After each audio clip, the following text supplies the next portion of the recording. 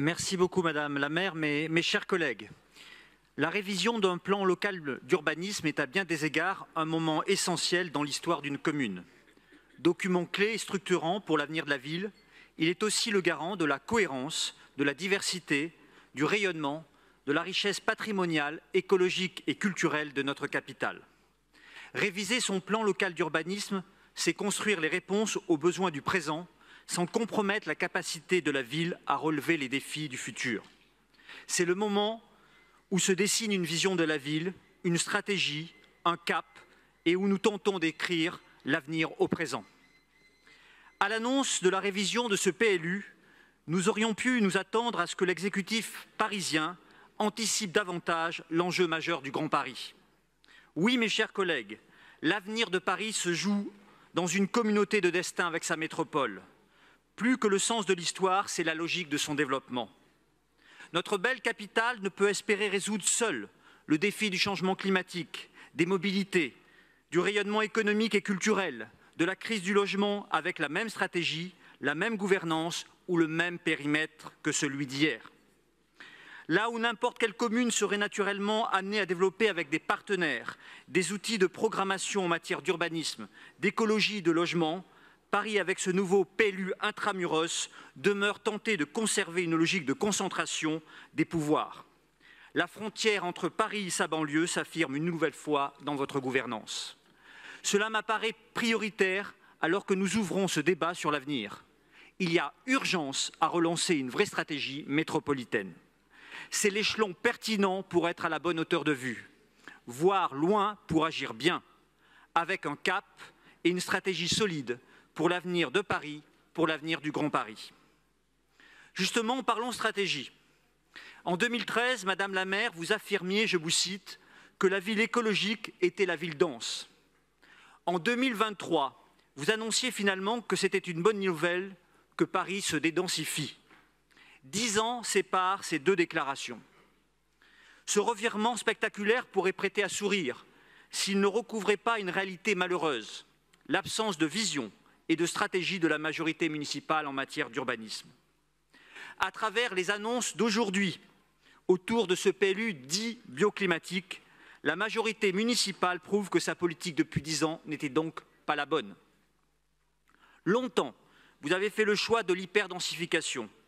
Depuis 2014, chaque parcelle de foncier disponible a été construite, souvent de façon excessivement dense et dans un urbanisme de grande hauteur, privilégiant la minéralité.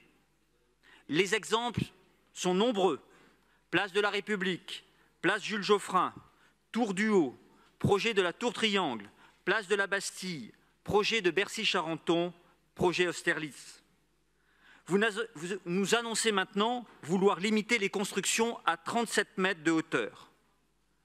Mais qu'allez-vous dire, vous les membres de la majorité municipale, demain, dans votre discours d'inauguration de la Tour Triangle? Qu'allez-vous dire aux Parisiennes et aux Parisiens? Que la hauteur, ce n'est pas bien?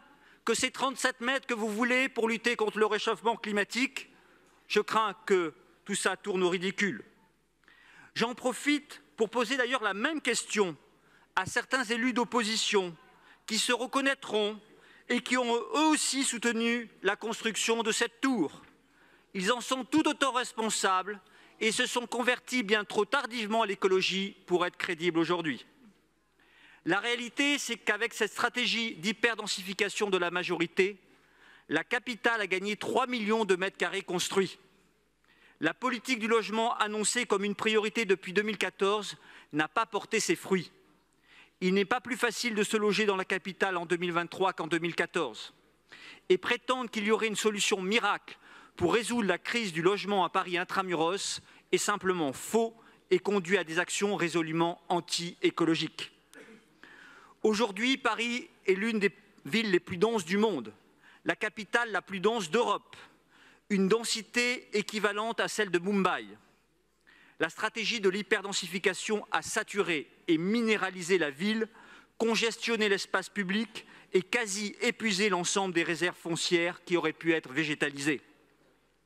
Pourtant, les grands défis que doit relever notre capitale ne manquent pas, et notamment celui de son adaptation aux conséquences du réchauffement climatique.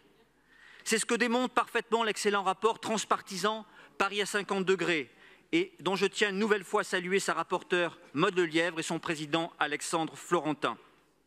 La priorité de ce nouveau PLU doit être de rompre avec la logique actuelle qui consiste à transformer des espaces de respiration en béton.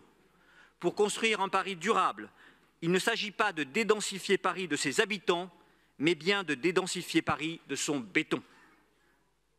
Malheureusement, aujourd'hui, contraint de satisfaire une majorité bien divisée, vous faites le choix de présenter un nouveau plan local d'urbanisme prônant à la fois l'hyperdensification et la végétalisation. C'est la politique de l'oxymore. Ces ambitions contradictoires font courir le risque que ce nouveau document structurant pour la ville de Paris soit une occasion manquée. C'est pourquoi, avec le souci d'une opposition constructive, nous vous proposons des solutions alternatives fortes et concrètes. Pas de fausses promesses avec nous, car où est la forêt urbaine, place de l'hôtel de ville, proposée par votre majorité en 2020? Où est-elle cette promesse? J'ai beaucoup échangé ces dernières semaines avec des collectifs de citoyens, des associations, des urbanistes, des sociologues et des architectes, pour assumer pleinement un PLU de rupture en faveur de la transformation écologique et de l'adaptation de Paris au dérèglement climatique. Nous vous proposons donc concrètement de classer tous les terrains d'éducation physique ainsi que la petite ceinture en zone urbaine verte. Nous vous proposons d'engager un grand plan de végétalisation des boulevards des Maréchaux, ou encore de faire du non-abattage d'arbres un principe et d'instaurer la règle: si l'abattage est inévitable, pour un arbre abattu, 2 arbres similaires replantés. Dans une ville de plus en plus déséquilibrée, où les écarts de revenus ne cessent de se creuser, où la qualité des commerces de proximité est de plus en plus disparate, le rôle du maire doit être de retrouver le bon équilibre. Le bon équilibre en matière de logement, logement social, logement intermédiaire, logement privé. Ni logique de la politique du chiffre qui est la vôtre, ni logique anti-logement social portée par une partie de l'opposition. Paris doit être la ville de la diversité sociale et du logement pour toutes et pour tous. Elle doit assurer une répartition plus efficiente au sein de son parc social, mettre ces logements au service de celles et ceux dont les revenus ne permettent pas d'accéder au marché locatif privé. Je pense notamment à nos jeunes, les apprentis, les étudiants, les jeunes travailleurs, mais également aux personnes qui assurent une mission de service public à Paris, dans la santé, dans la sécurité ou l'enseignement, ou encore aux personnes qui ont un emploi dans le privé, avec des horaires décalés ou des revenus trop modestes. Mais là encore, c'est à l'échelle du Grand Paris qu'il faudra agir. Le bon équilibre, c'est aussi privilégier la qualité à la quantité, dans les constructions et dans les réhabilitations. C'est aussi le sens des propositions que nous vous faisons, notamment pour améliorer l'acoustique des logements, pour augmenter la surface habitable des appartements neufs ou pour augmenter davantage la part de surface d'espace libre. À ce niveau, je le reconnais volontiers, votre plan local d'urbanisme propose des solutions qui vont dans le bon sens et nous vous en proposons davantage. Le bon équilibre, enfin, c'est de renouer avec un urbanisme et une vision de la ville centrée sur la qualité de vie. C'est garantir un accès pour tous aux équipements culturels et sportifs, aux conservatoires, au cinéma, au commerce de proximité, aux terrains de sport, de qualité évidemment tournée vers le besoin des Parisiennes et des Parisiens. Nous vous faisons des propositions. Je pense notamment aux 2 vœux de ma collègue Florence Berthoud, la maire du 5e arrondissement, dont l'un vise à protéger les cinémas indépendants et l'autre à flécher les rez-de-chaussée commerciaux de GIE Paris Commerce pour les professionnels de santé. Voilà des propositions concrètes et utiles pour les Parisiennes et les Parisiens. Paris doit renouer aussi avec un urbanisme respectueux de son patrimoine et de son histoire. Il faut en finir avec cette idée qu'il pourrait y avoir 2 Paris. Le Paris du centre, le Paris qui fait rêver, le Paris qui rayonne, et le Paris périphérique, où l'on construit différemment, plus dense et toujours plus haut. Toutes les Parisiennes et tous les Parisiens n'ont-ils pas droit à la beauté de leur ville? Il est temps de renouer avec la beauté de Paris, de préserver notre exception culturelle parisienne, sans renoncer bien sûr à l'innovation, à la créativité et à tous les nouveaux projets, mais en intégrant les gestes architecturaux et les choix d'aménagement de l'espace public dans le respect de notre patrimoine, dans le respect du paysage parisien. Nous vous faisons là encore des propositions constructives et notamment un amendement qui vise à valoriser l'utilisation de la pierre de taille dans les nouvelles constructions.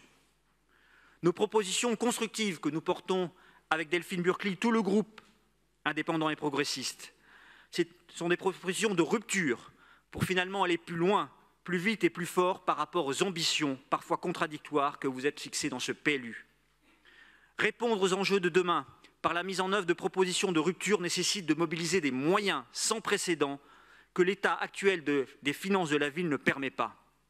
En cohérence, nous vous renouvelons nos propositions de réduction des dépenses de fonctionnement que nous avions faites lors du débat budgétaire afin de garantir de manière sérieuse et pérenne une qualité d'investissement à Paris. C'est cela une politique écologique. Répondre aux enjeux de demain implique également de savoir travailler avec l'ensemble de ses partenaires à l'échelle du Grand Paris. Mais il y a encore, il faut un autre état d'esprit. Il faut une stratégie d'avenir pour Paris, pour le Grand Paris.